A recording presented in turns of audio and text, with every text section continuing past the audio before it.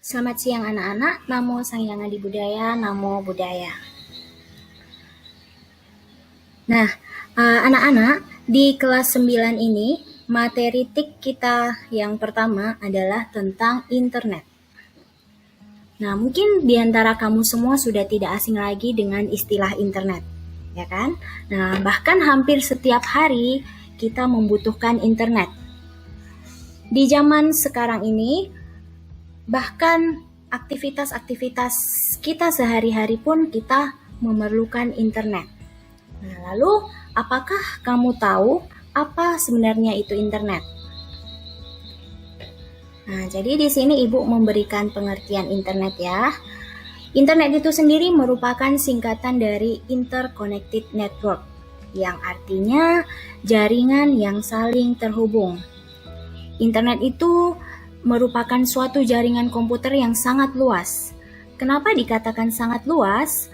Karena jaringan tersebut mampu menghubungkan jutaan komputer yang tersebar di seluruh dunia. Nah, lalu internet sendiri itu memiliki dua peran. Yang pertama, sebagai sumber data dan informasi. Kita bisa menemukan apapun informasi yang kita ingin cari tahu di internet. Lalu, peranan internet yang kedua adalah sarana pertukaran data dan informasi. Kita bisa mengirimkan data, kita bisa saling bertukar data menggunakan internet. Nah, internet sendiri menjadi salah satu pemicu terjadinya globalisasi. Mengapa demikian? Karena internet mampu menghilangkan batasan-batasan antar negara. Dengan adanya internet, kita bisa berkomunikasi, kita bisa bertukar data dengan orang yang jaraknya sangat jauh dari kita. Berada di luar kota atau bahkan sampai luar negeri, kita bisa menjangkaunya dengan mudah melalui internet. Nah, oleh sebab itu, dikatakan internet menjadi salah satu pemicu terjadinya globalisasi. Nah, apakah kamu mengetahui sejarah internet? Jadi, sebenarnya internet itu pertama kali diperkenalkan dengan nama ARPANET. Ya, ARPANET pada tahun 1969. Nah, yang pertama kali mengembangkan internet atau ARPANET itu adalah Departemen Pertahanan Amerika Serikat. Nah, jadi Departemen Pertahanan AS itu mereka khawatir akan kemungkinan terjadinya perang nuklir. Nah, jadi mereka berpikir bagaimana membuat suatu jaringan komputer sehingga pemusatan informasi atau data di suatu tempat dapat dihindari karena dikhawatirkan akan hancur pada saat peperangan. Nah, segala informasi tentang keamanan yang berpusat di satu komputer akan menjadi bumerang bagi negara itu sendiri, ya kan? Nah, oleh karena itu mereka berpikir bagaimana membuat sebuah jaringan yang apabila satu jaringan terputus, maka jalur yang melalui jaringan tersebut akan secara otomatis pindah ke jalur lain. Nah, kemudian pada tahun 1980-an, ARPANET itu terpecah menjadi dua jaringan, yaitu ARPANET dan MILNET. Nah, tapi keduanya itu masih dapat saling berkomunikasi. Oke, selanjutnya internet mulai dikembangkan untuk kepentingan akademis ya, kepentingan pendidikan dengan bekerja sama dengan beberapa universitas yang ada di Amerika Serikat. Lalu pada tahun 1986, ARPANET mulai digantikan oleh Jaringan National Science Foundation Network atau yang disingkat NSF-Net. Nah, kemudian pada bulan Maret tahun 1990, ARPANET resmi dibubarkan. Nah, namun pada saat yang bersamaan, CERN Laboratorium Fisika Partikel di Swiss mulai mengembangkan layanan World Wide Web atau yang kita kenal dengan istilah WWW. Ya, nanti Ibu akan menjelaskan apa itu WWW. Nah, kemudian sekitar tahun 1994, penggunaan internet Nah, sekitar tahun 1994, penggunaan internet untuk bisnis pertama kali dipakai oleh perusahaan Pizza Hut. Nah, setelah itu internet mulai berkembang. Nah, akhirnya setahun kemudian layanan mengakses internet sudah bisa dinikmati, sudah bisa digunakan oleh masyarakat umum.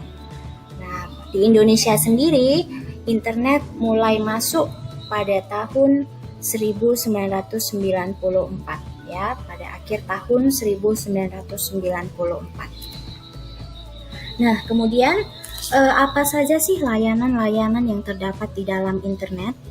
Kamu buka buku kamu halaman 3. Nah, di situ ada beberapa layanan yang terdapat di dalam internet.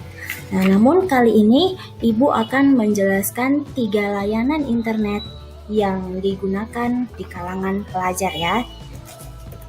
Nah, jadi yang pertama adalah layanan browsing. Nah, browsing itu apa sih? Setiap orang selalu mencari informasi terbaru melalui media cetak ataupun media elektronik. Nah, salah satu sarana untuk mencari informasi tersebut adalah internet.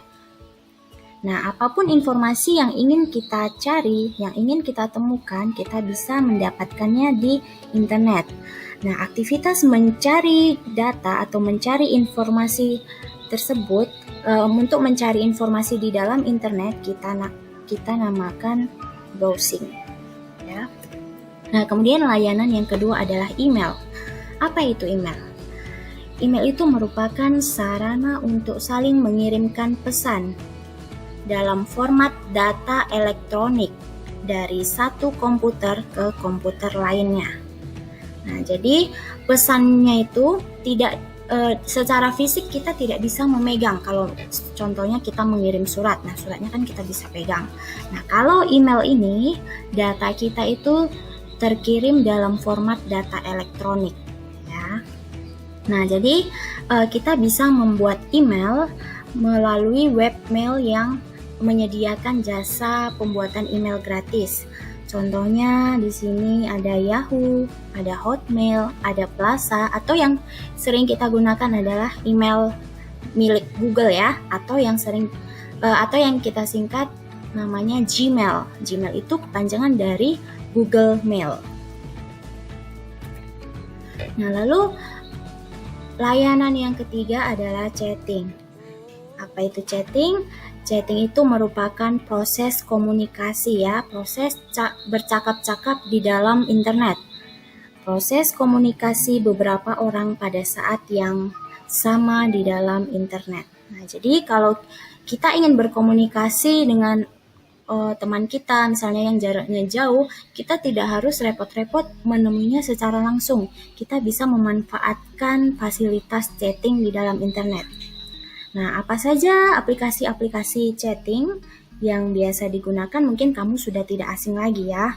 Nih, ada Skype, Google Talk, bahkan dari Facebook, dari WA, dari Line, dari Telegram, dan lain-lain. Masih banyak lagi aplikasi chatting di dalam internet yang dapat kamu manfaatkan untuk dapat bercakap-cakap dengan teman kamu yang posisinya tidak berada di dekat kamu. Nah, demikian penjelasan dari Ibu. Setelah ini Ibu akan mengirimkan catatan di Google Classroom. Silahkan kamu catat di buku catatan. Dan kita akan bertemu di live stream FOV. Ibu akan menjelaskan kepada kamu tentang cara browsing, lalu tentang email dan cara chatting. Nah, Ibu harap semua dapat mengikutinya karena nanti di dalam stream FOV itu kita bisa saling bertanya. Materi yang kamu kurang jelas bisa kamu tanyakan kepada Ibu. Demikian Ibu sampaikan, selamat belajar. Namo Sang Yang Adi Budaya, Namo Buddhaya.